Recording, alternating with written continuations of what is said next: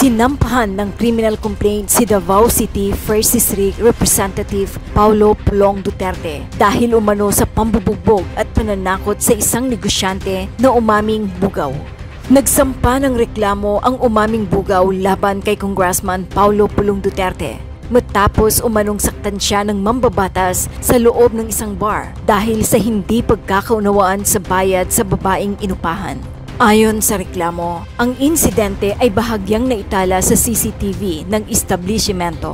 Sa sinumpaang salaysay na isinumite sa Criminal Investigation and Detection Group or CIDG, inakusahan ni Creston John Patria Moreno, 37 years old, si Duterte ng pananakit at tangkang pananakit sa loob ng Hersey Gastropub sa Barangay Obrero, dakong alas 3 ng madaling araw noong Pebrero 23, 2025. Si Moreno, na umaming nagbibigay ng mga babae sa mga pribadong pagtitipon ni na Duterte at negosyanteng si Charlie Tan, ay nagsabing nagsimula ang insidente matapos magreklamo ang isa sa mga babae na kulang ang kanyang bayad. Ayon sa kanya, 1,000 lang ang natanggap ng babae, malayo sa orihinal na napagkasundo ang 13,000 pesos.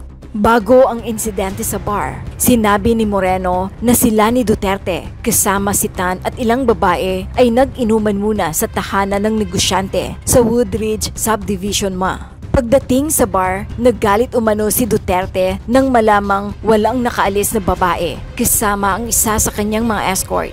Uminit pa ang tensyon nang magreklamo ang babae tungkol sa kulang na bayad. Dito na raw nagalit ng husto si Duterte at agad na pinagbalingan si Moreno. Inilahad ng complainant na siya'y ilang beses inundayan ng ulo, sinuntok, sinipa at sa tagiliran habang tinatakot at minumura. Sinabi niya sa akin, "Tayin kita," habang patuloy ang pananakit, ayon sa affidavit ni Moreno. Dagdag niya, sinubukan niyang tumakas ngunit hinarang siya ng mga bodyguard ni Duterte na di umano'y pinasara ang mga pinto ng bar. Sinabi rin ni Moreno na pinatay ang CCTV system sa utos ni Duterte. Ngunit naniniwala siyang may bahagi ng pangyayari na naitala bago ito naputol. Ayon kay Moreno, tumagal ng halos 2 oras ang pambubugbog. Bukod pa rito, tinawanan umano siya ni Duterte habang binibigyan ng 1,000 pesos kada hampas.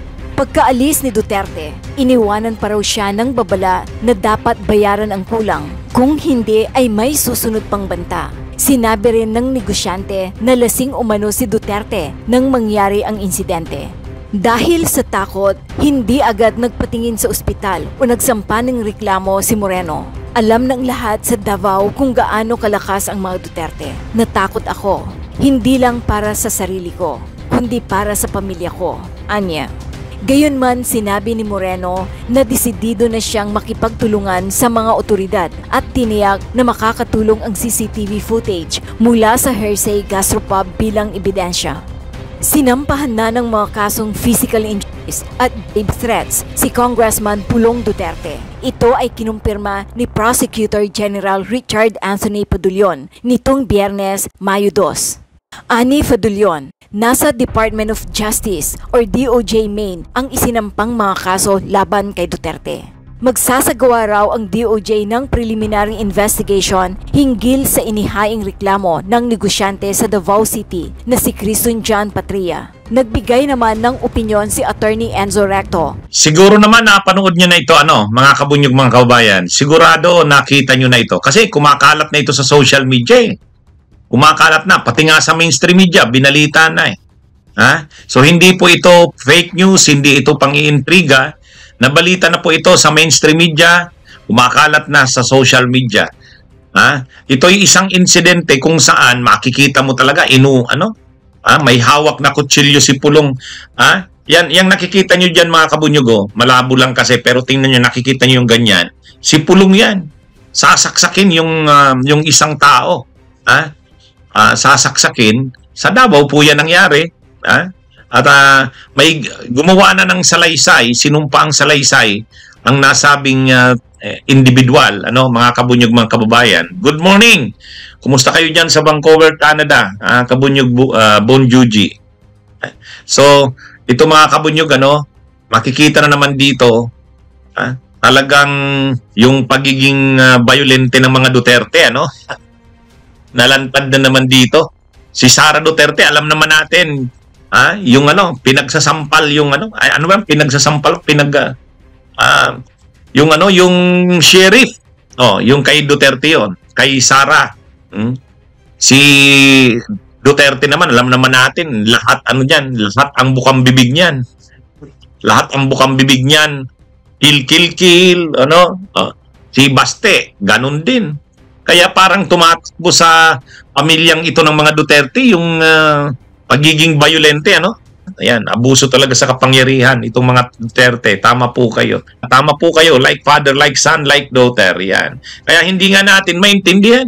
Bakit ba ang mga Pilipino hindi pa rin nakikita ang katotohanan?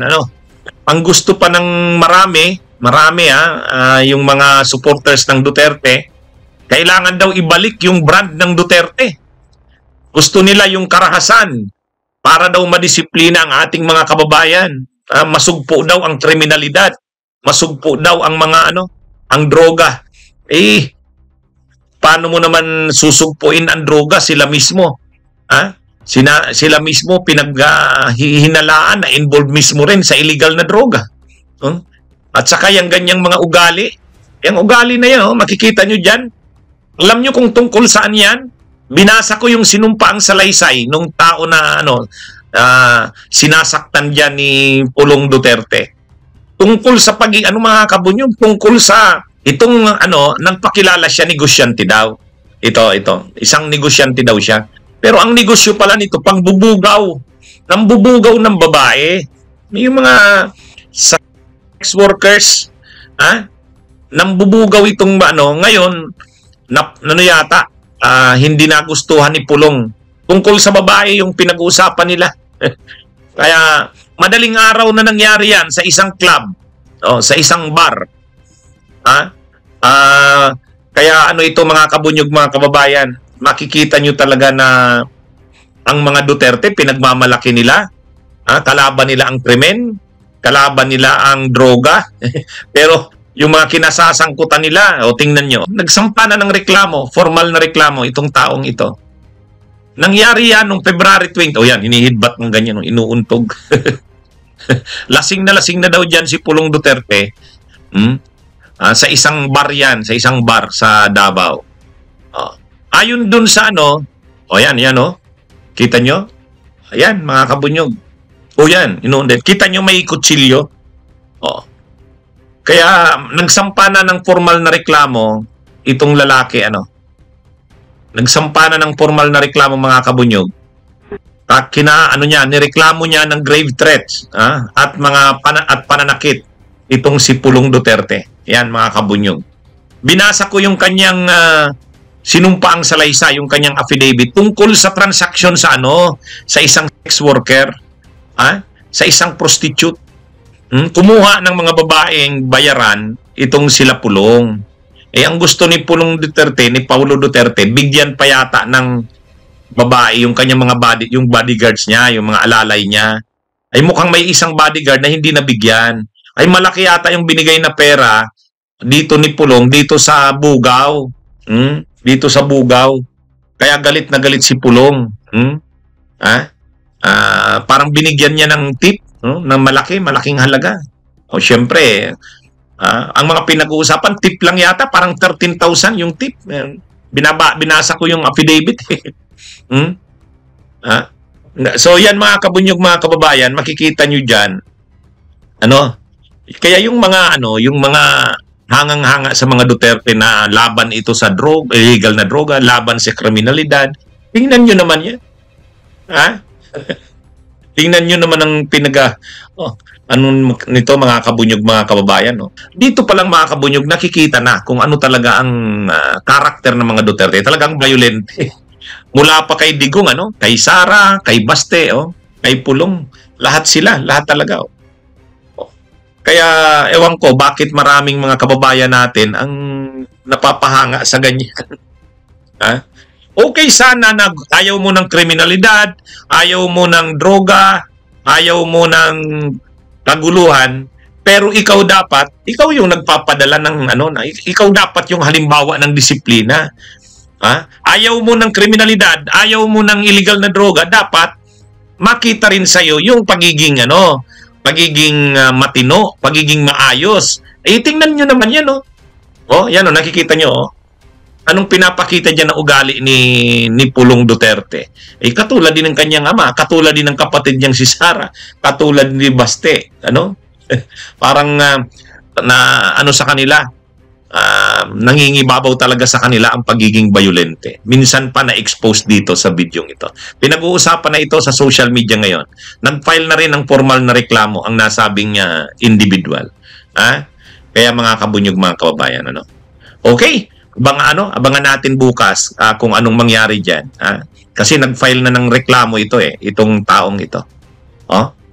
Mag-subscribe at i-click ang notification bell para sa mga susunod na video updates. Maraming salamat po.